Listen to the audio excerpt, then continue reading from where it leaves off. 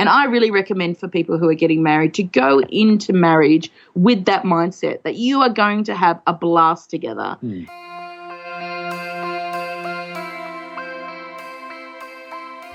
Did you just put the ring on, or are you in the first few years of your marriage? Welcome to the First Year Marriage Show, a podcast dedicated to helping newlyweds navigate the first few years of marriage. My husband, Marcus, and I will be sharing marriage tips to help you build a strong foundation for your marriage. We believe having a strong foundation is essential to having a happy, healthy, and lasting marriage. We will also be learning from the experiences of awesome married couples who have been where you are today, taking from them lessons to help you build a strong foundation for the lasting marriage you desire. Take a deep breath, relax, learn, and enjoy the show.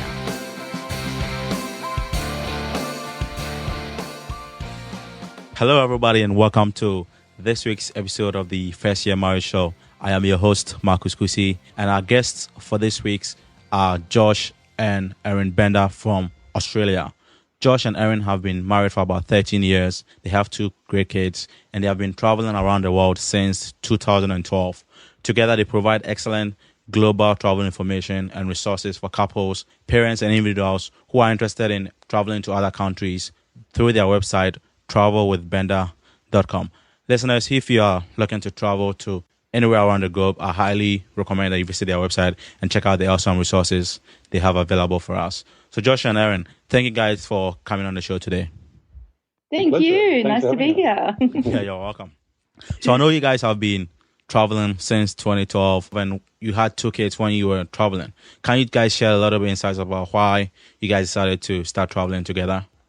Yeah, sure. Josh and I have traveled a lot together. We were traveling before we had kids, and we thought that we would stop once we have the kids, but we didn't. It was 2011. We went on 4 international trips with our kids, and the biggest thing for us was the expense of returning to Australia. It's not the closest country to basically anywhere in the world. And Perth itself, where we're from, is actually one of the most isolated cities to go anywhere. So, yeah, 2012, Josh just said, I think we should travel permanently. And I thought he was mad, but we had lots of discussions about it, and yeah, we decided that was what we wanted to do. So we picked up and left. Wow, that sounds really interesting. Before all of this travel adventure and you guys deciding to help other couples, when did you guys meet? How did you get to know each other and decide, okay, we want to settle down, live a life together, and then? We were met each other in high school, so we're high school sweethearts. Yeah, it's just high school sweethearts. We started dating when we were 16, I think, or 17. Somewhere around there. It was a really long time ago. We're talking back in the 90s. So. And, we met in school. I remember meeting Erin, but she didn't remember meeting me. I don't know why. I'm pretty rememberable. But. You were a really quiet little mouse, and I was very loud and outgoing, and Josh was actually a little bit scared of me because I was so in people's faces. Intimidating. Intimidating, yeah. I remember, the first thing I remember about Josh is just sitting next to him in science class, and he kept hitting me with a ruler. Oh, yeah. Yeah, that's what I remember. And then back in those days, we had Windows pop-up messenger. I guess it's kind of like Facebook Messenger these days. And that's how we started talking. We were in a computing class together, and we started talking via this Windows pop-up messenger. And Josh wanted to actually go to the ball with a friend of mine. So I was trying to help him put in some good words with her. And he said one day that he changed his mind. He didn't want to go with her anymore, and that he wanted to go with me. Very, very smooth mover. So yeah, it was back in 97 that we started dating. Wow. So what year did you guys decide to get married? Like, that was 2002 we got married.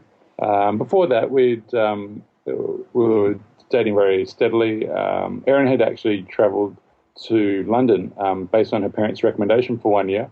Because I think they were a little bit... they were worried that I'd had a steady boyfriend for a bit too young. Yeah. So they kind of sent her away. And that didn't really stop Erin and myself. She ended up calling me quite frequently every day, pretty much, on the phone. And Josh came to visit me in London. Yeah, and Erin was only meant to be going to London for 6 months. And so after 7 months went by, 8 months went by, I decided to go over there to bring her back. And, so I flew over in between. At the time, I was at university, so we had a 2-week break between semesters, and I jumped on a plane, flew over there, and encouraged her very kindly to come back to Australia.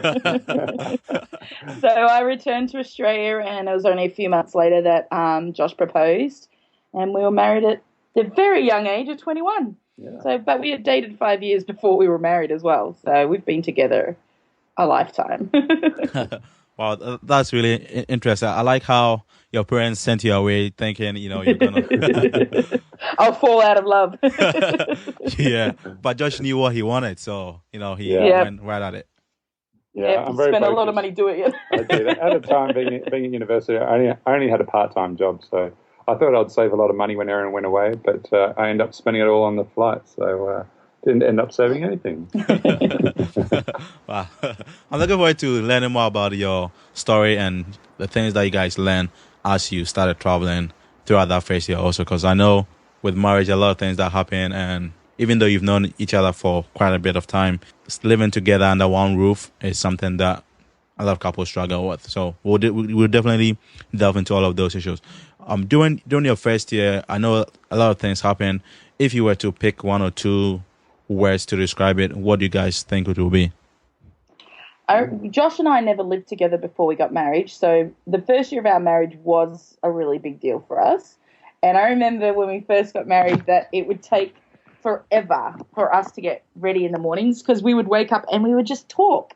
And we would talk and talk and talk, and we used to find we had to set the alarm earlier and earlier because it was just so unusual for both of us to have someone there to chat to first thing in the morning. That really stands out in my mind. I remember it very clearly. Yeah, so if we had to summarize it in one or two words, probably talking would be one word. The other one I would say is listening. That's the other half of talking. But yeah, I think that was kind of the main focus for us. Is it? No. Listening? Really, the other half? I'll do the listening, you can do the talking. Okay, I think that works perfectly for us. That sounds like a really good combo for me. So, Josh, after you guys got married, was there any struggles that you guys had during that first year at all? Fortunately for us, it was, I guess, fairly smooth sailing. We'd received both pre-marriage counselling. We obviously knew each other very well. We'd been, not only dating, but also really close friends. So for us, it wasn't, while it was a major milestone and life decision, it was also not as big of a shock as it might be for other people who haven't known each other for very long. So we both already knew each other's, the way we thought, the way we acted, our expectations. Our expectations are very clear. And I think for marriage, expectations is a big one. So I think in our pre-marriage counselling, our expectations were one of the things they pointed out to us as the struggles we might have. And I remember Josh's mother used to take out the trash. And in my house, my dad used to take out the trash. And the trash wasn't getting taken out in our house. And I was like, what's going on, Josh? You need to take the trash out. And he's like, what are you talking about? That's your job. And I'm like, no, the man always takes out the trash. And this was quite a funny thing for us because we were had these completely different families. Sufficient to say the man still takes out the trash in our household.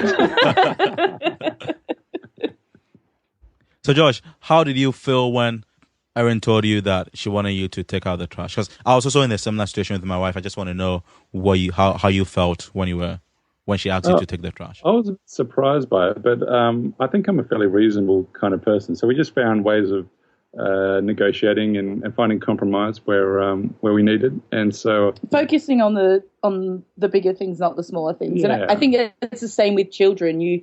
There are fights that you need to have with your children. This is my question. Oh, sorry. And there's fights you don't need to have, right? Just focusing on the smaller things. Don't answer my questions. Okay, go. Keep going. Okay. You said you were going to listen and I was going to talk. Now I forgot the question. Please give me your wisdom, Joshua. Oh, I've got lots. How did you feel when I asked you to take out the trash? Well, I was very upset by it. I was offended. I would have to get my hands dirty. But after I got over that, it took me about 10 seconds to get over that. And I was fine. But it was other things I was kind of just used to in my parents' household where the mother did all the dishes and things like that. But we sort of sat down and talked and worked out what our strengths were, what we enjoyed doing, what we didn't enjoy doing.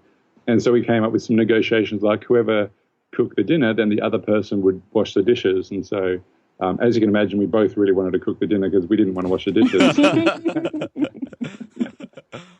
So we just kind of set some ground rules for ourselves. And so we both had, wherever possible, as clear expectations in the small things and in the big things too.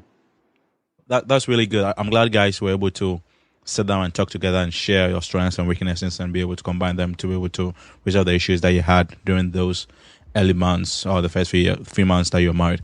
So talking back to like the adjustments the guys had, you guys talked about how you lived separately or you didn't live together before you got married, and then after you got married, you began living together. During that first few months or that first year that you guys were married together, living together under the same roof, what are some of the adjustments that you each had to make or sacrifices that you each had to make in order to be able to live together as a married couple in the same house? I think, for me, I have a massive family. I'm one of 5 children, so there's 7 of us in the house, and I was used to having people around all the time. And I think that would be something you weren't used to because you're an only child. Yeah. And all of a sudden there was someone there and I'm quite like there all the time. Like it's not like you ever had a private moment.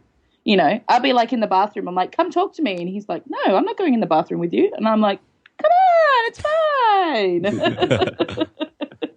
So I feel like maybe there was a little bit more adjustment for you. I guess so. Especially because you hadn't lived out of home either. I'd lived in London for 9 months, but you were straight from mum and dad, straight into my house. That's right. Yeah. So I guess from that point of view, there was a bit of adjustment. I don't know. It seems like such a long time ago. It was a long time ago. It was fun. It was fun. We had a lot of fun. It looks like you guys didn't have a lot of adjustments that you had to go through, even though you were new, living together under the same roof. Was there any issues that you guys had to deal with in relation to like your in-laws? The in-laws. Yeah, I guess we were kind of fortunate where our in-laws were reasonably, on both sides, quite nice. My parents, while we were dating, had some concerns. Concerns, yeah, concerns is a good word, about Erin, for their own reasons. Josh's mum is a Messianic Jew, so Josh is Jewish, but if Josh marries a non-Jewish woman, then his kids will not be Jewish because it's passed down by the mother. Yeah, so she had her concerns about that. But the ironic thing is, in reality, it didn't really matter to her, but it was just a cultural upbringing. Yeah, a cultural upbringing, a social conditioning that she was used to. And so her grandkids weren't going to be Jewish, and that was a little bit sad for her, I think, just to face that. But once we talked to her about it, and I think she came eventually to a point where it didn't bother her so much. But yeah, we were quite fortunate that both parents, in their own ways, were fairly supportive. And we made sure of it, though, didn't we? At our wedding, we actually, when they said who, they usually say that bit about who gives the bride away. We actually made it that who is here, giving both of us away, who is supporting this and making sure that we're together. And we had both sets of parents stand up and say, that they were going to be there supporting us. So we hold them to it. Oops, sorry. Yeah. So, Erin, I want to ask you this question. So how did you feel when you knew about Josh's mom's concerns? Like, were you down? Were you sad? Were you like, oh, because of her, we probably won't be able to get married? No, see, yeah. Once you get to know me, you know that I would not be like that with any of it. I'm pretty headstrong. I knew that I was going to date Josh. Josh also wasn't meant to date till he was in uni, but I was like, no, you need to talk to your mum about that. We need to date. We need to go out. So I think they liked me, though. Once they met me, they did like me. And it really wasn't an issue to me. Josh and I knew that it was something we wanted to do and that they would have to fall into line. So, and we were lucky that they did, that they saw that we were in love and that we were a good match. And I mean, even with my parents, they wanted me to go to London because they thought I was in a steady relationship too young. But after that, I said to them, you know what? I did go to London, Mum and Dad, but I found out something very important. I didn't find out that, for me, it was never about whether I could live with Josh. It was that I couldn't live without him. And that's what I found in London. And I said to my parents while I was in London, you know what? I can't live without Josh and I'm going to come back and marry him. So we gave them a lot of warning because we were only 21, but we gave them lots of warning. And, they're all very happy for us. And yeah. I think as well, there's also very different backgrounds with my parents. They got married when they were a bit older, like in their 30s. And Erin's parents got married quite young. Yeah, my mum was married at 19. So for my parents, it was much easier to accept because we were already 21, whereas Josh's parents were a bit like, you're getting married so young. What's going on? But yeah, everybody, wants to keep their relationships. Both sets of parents wants to keep their relationships with their kids, and they made a big effort on our behalf to accept one another. So, I mean, and it was very hard for my parents to accept Josh. He rocked up at the door with long hair and a bomb of a car. No job. Probably not the best first impression, but I worked on that. Wow. I think I got better. Yeah. I'm really enjoying your story and looking at how you guys are laughing together right now. It looks like you guys have a really healthy and happy marriage. Yeah. Sometimes. I was talking to some friends about this the other day because one of them was saying that they'd fallen out of love with their partner. And I said, well, you know what? I fall out of love with Josh all the time. We have arguments and we fall out of love. Love is just like a little feeling, but we choose to get past that and choose to love again. It's too hard being out of love with someone. It's too hard disliking them and being in that place where it's just not a nice feeling. And every morning, like if we feel like that there's something going on like this, we say, okay, we need to have a chat. And we sit down and we talk and we're like, okay, do you love me again? Yes, I love you again. Okay, we're back in love again. So we understand it's not the same feeling we had when we were teenagers. I mean, we're a classic example. We were, 17-year-olds furiously in love. So we had those big, lusty emotions. But our love is a bit more special now, and there's not much that can really get in between us. Not even the in-laws. Yeah, talking about the arguments that you guys used to have, can you share one heated argument that you guys had and how you guys were able to resolve it? When we were dating, I remember Josh bought me a chocolate bar for my birthday. That became a pretty heated argument. Yeah, everyone was used to big extravagant gifts, and for me, I'd never really sort of gone through that. I didn't know what to expect, and I obviously undershot that one quite a bit. You learned very well. I get beautiful gifts now. Since then I realised that gifts were such an important part to the way Erin expressed love. So, I found out that I needed to adjust my expectations just the way I did things to speak her language. A lot of our arguments now actually revolve. Because we travel together all the time, we're with each other 24/7. So our arguments these days do generally tend from just the tiniest things, like Josh might not pack the bag that I want the way I want. And sounds pretty harsh, doesn't it? Yeah, well, I will flip my lid over something like that. Yeah, Erin. But it's because we have no bigger issues. So it's all good. They're easy to make up. We did have a big argument recently. Where was it? In Israel, on the beach. I can't remember what it was though. I can't remember why. It was probably something small like that too. Yeah. But yeah, that was it. That was the first time we both went, that's it. It's over. And then about a day later, we were like, let's never argue again. we got pretty healthy arguments. We get them out and then we get them over with. Yeah. Arguments are definitely something that you cannot run away or hide when you're married to someone, because we all have different characteristics. We all have different experiences, and living together in the same roof, we definitely gonna butt heads here and there and have some arguments that you probably would think, oh, this is a dumb argument when you look back maybe 2 or 3 hours afterwards. Yeah, and that's what you've got to keep in mind as well, that in the bigger scheme of things, like I was saying before, there are some things that you're going to disagree on, and that's okay. You don't have to be the same in everything you do. And that's the reason Josh and I married each other. We're very different people. I'm really like a big sanguine. I love socializing, and Josh is quite a bit more introverted, and he gets re-energized by being by himself. So we quickly learnt that when we went to a party, I wanted to stay all night and he wanted to go home. He was a bit like, oh, this is like, I've had enough of seeing people. I want to go home. And we soon realized that we didn't have to argue about that I wanted to stay and he wanted to go. We just took 2 cars. And when Josh had had enough, he was like, I'm going home now. And I was like, all right, I'll see you when I go home.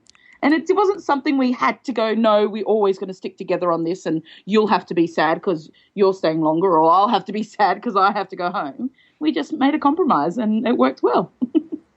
Yeah, that's really good. During that first year, from listening to you guys, it looks like you had a lot of fun. What are some of the happy moments or exciting moments that when you look back towards now, it always brings smiles on your faces? I think one of the highlights was on our first year anniversary. We went on a trip to Sydney, And Erin took me to places where she grew up, because she grew up around the Sydney area, and I got to see the houses where she grew up in, and the suburbs, and that was quite nice. It was kind of a nice way of reflecting, getting to understand her a little bit more, and a little bit deeper. So that was sort of a really nice highlight.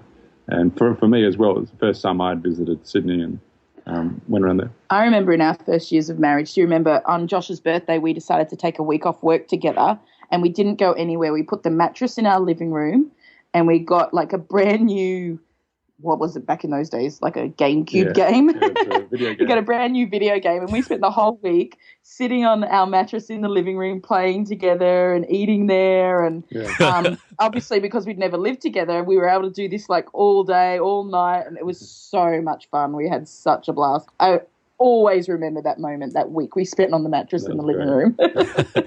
Do you guys plan on doing that again? We do it with the kids now.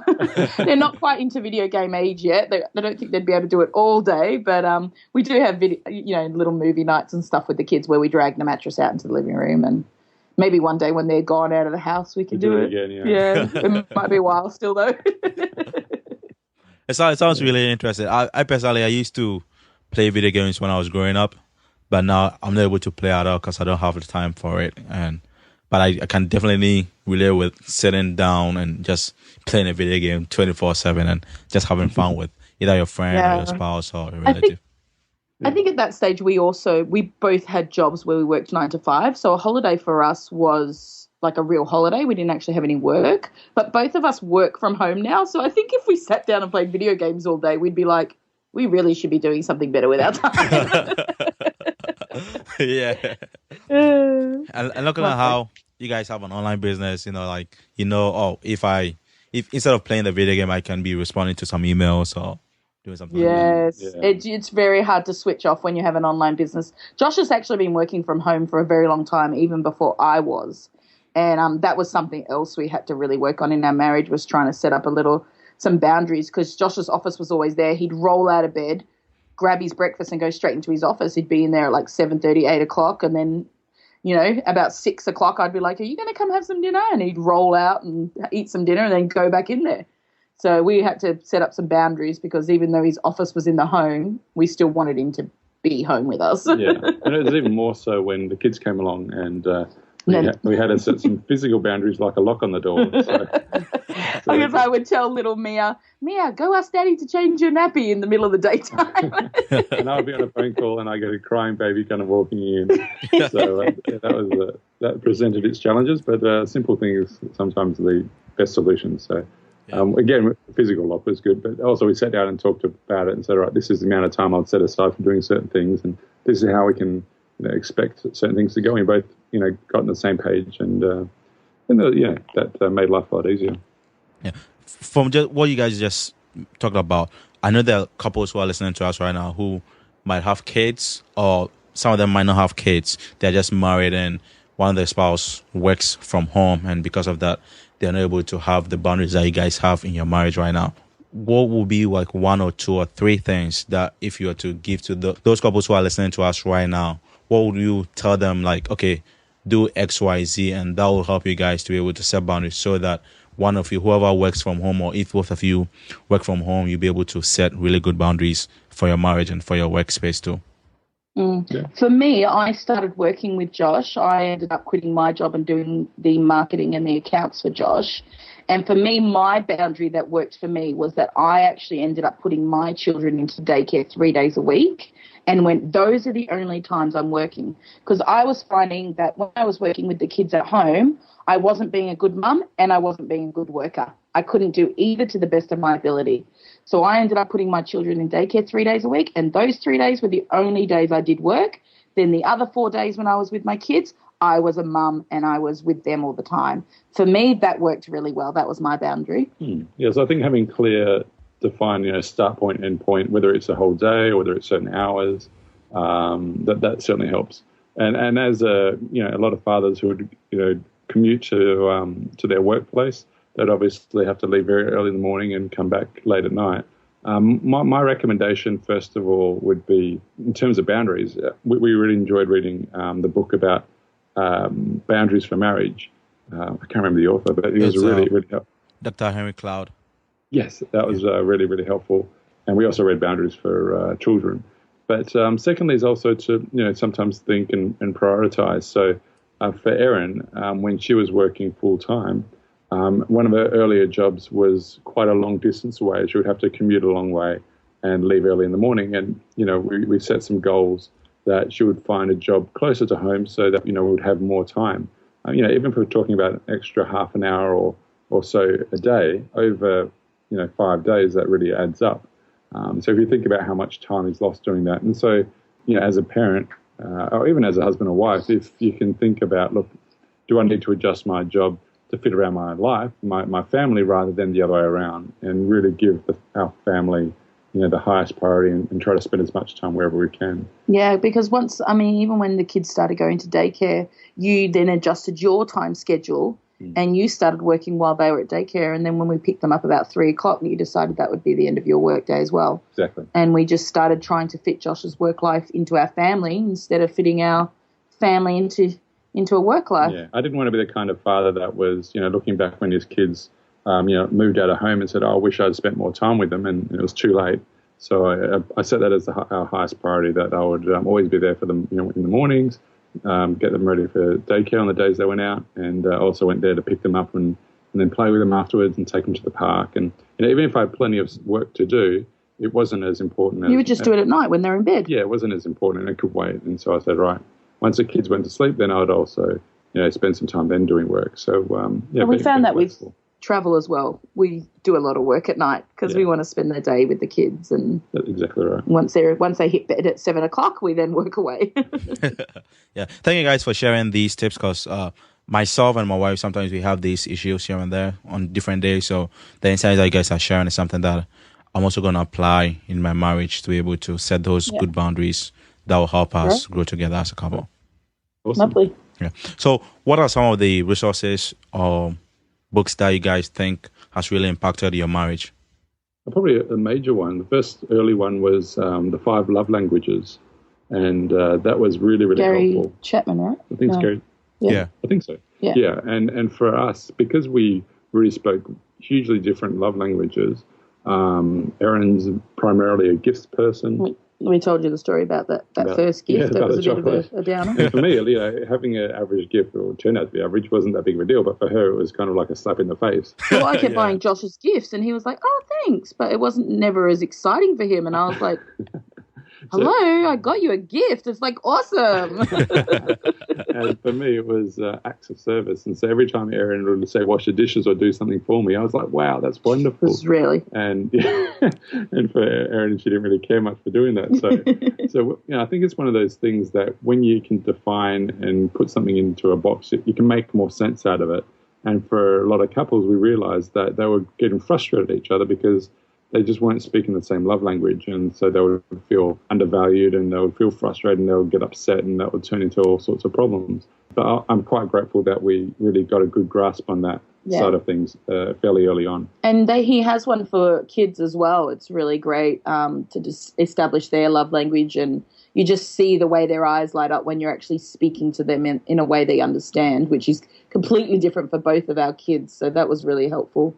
He has a quiz online now that you can do as a married couple as well, or an engaged couple, which was heaps of fun. He has that argument one now too, remember? Oh, yeah. Apologies. He has an apologies language on how you like to be. This was a huge breakthrough for our marriage because Josh would always come up to me and say, "Will you forgive me?"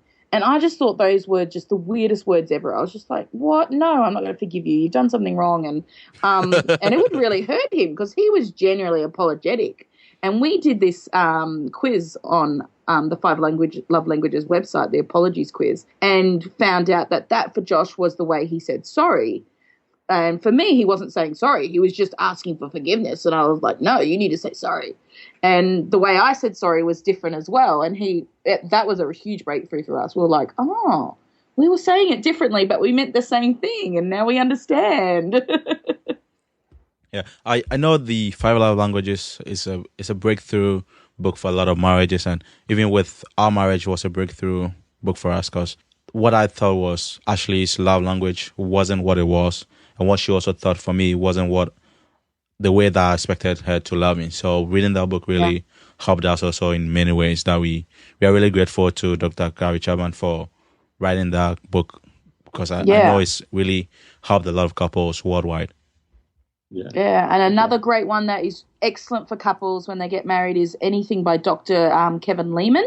He is a favorite of ours, and he wrote a book called Sheet Music, and it was awesome. It was all about sex, and it had like a little study guide at the end where you could ask each other's questions and get more intimate with each other. And I love anything by him. He is a great psychologist who talks about kids and relationships. And he has a book called How to Have a New Husband by Friday, which was nothing what I expected. It was about changing me, not changing him. And we really recommend anything by him as well. Yeah. Marva and I plan to read the Sheet Music this year. Like every year we try to read one book together. So that was the book that we picked together. Yeah, it was a fun book. We did a lot of homework on that book. Save some time for reading that one. We read it every Saturday morning or so, didn't we? Yeah, before we had kids. Okay. All right. Yeah, sounds really good. So what are one or two things that you guys do together as a married couple so you grow together and not grow apart? Good question. Considering that we're together so often, it's more so stuff that we do apart that actually keeps us together. It's true. We are together 24/7, and we found that is not what keeps us together. We have last year we took some trips by ourselves, and we found that we actually grew more in those moments because we were talking on the phone, telling each other about our day, and then when we came back, I missed you so much. And going away from each other is probably, a lot of couples do that anyway. They go to work, they go hang out with their friends, whereas we don't have those opportunities. So taking holidays apart from each other helps us grow. And so I guess it'll be the opposite for most couples, and when they're away from each other all day, is to spend that quality time together. Go on holidays, even if it's for a night or 2 nights away. Find somewhere that they can sort of just be together and not have any distractions, and switch off the phones and everything like that. So that way, you keep each other that priority and don't let other things get in the way. But we have been also doing some other activities. Like we went, we managed to go to a resort with a kids club, and we found ourselves with a lot of time with each other, and we decided we'd start being a bit adventurous. So we went and did a walk under the sea with little astronaut helmets on, and we did some ocean kayaking together. That was a lot of laughs. Wow. We're laughing at everybody who was falling out of their boat because we were so awesome, and then we fell out of our boat. So, we're finding new ways to hang out together, which is hard for us to do because we do travel a lot. So a lot of everyday, a lot of special experiences come every day for us, but we're always looking for new ways to spice things up. Is there anything that you guys wanted to talk about that I didn't ask you guys? I think my most important tip for your first years of marriage, the one that I got told, was your first year is not hard. Your first year should be fun and exciting and learning about each other. It's not meant to be difficult. It's not meant to be this huge adjustment. It was just, for us, we had such a great year in our first year. It was loads of fun discovering each other and learning new things about each other. And I really recommend for people who are getting married to go into marriage with that mindset that you are going to have a blast together and to really just sit back and enjoy it. It's going to be fun. Yeah, definitely. It really comes down to that expectation of things. So if people can find a pre-marriage counsellor to talk to, and it kind of has, I guess, people think counselling has a connotation of implying that there's something wrong, but it's actually really helpful just to have that impartial third party to talk to and tell them your feelings, tell them what your concerns, or tell them things that are working well, and that really helps just to set that benchmark for where things go, because just like most things, is the way you start something has such a big impact on the way it turns out after that. So starting that first year on the right foot can really make a lot of a difference further down the track. And the funny thing I find is that people spend 12 years or so getting an education at school and maybe go to university after that. But when it comes to really the most important thing in their life, which is their spouse and their family, they really don't think about any kind of education or any kind of learning or taking it to that same kind of seriousness. They just think they can go work it out as they go along, and really it's not the case. So it's something that we all have to learn. We're not just, born with the sense that we know everything that we need to know about marriage and about family, but to learn from those people who've been ahead of us and have made the mistakes and also had the successes, and be willing to listen to what they have to say. Josh and I are very lucky. Both of our parents are still together, so we've had really good role models to learn from, and we hope everybody else has great role models to learn from, because it's important. Yeah, whether or not it's their parents or whether or not it's older couples that they can get around in the neighborhood or from churches or wherever else they can find them, then that's the go-to place. Ask them, look, what did you do right? What did you do wrong? How can I learn from that? And obviously resource up with books and courses and whatever else that you can get your hands on. Yeah, it's not just about the love, even though you want to think that. That's what we thought when we were teenagers. We're going to get married because we're in love. There's a whole lot of marriage that comes after a wedding. So you gotta learn. You gotta keep learning and choosing to love each other every day. Yeah. Thank you guys a lot for sharing your experience with us. I'm really grateful that you woke up this early in the morning to share your story with us and give a lot of insights and things to ponder about with our marriage and how best we can improve and also build a really good foundation for our marriage and have a really healthy and happy marriage. What is one advice or lesson that if you guys were to tell a newlywed today, you would say to them? I would say kiss every morning and kiss every night. And not just a peck on the lips. Slip a little tongue in. Did you just say that on air? I think you did. Uh-oh. Don't play that to our parents. Yeah, keep the affection going. It can pass in the years because you're so used to doing it, but it's just like a fire. You just got to keep on stoking it, keep on putting effort in, and like growing a garden as well. You just got to keep on tending to it, and don't think that it's just going to happen by itself.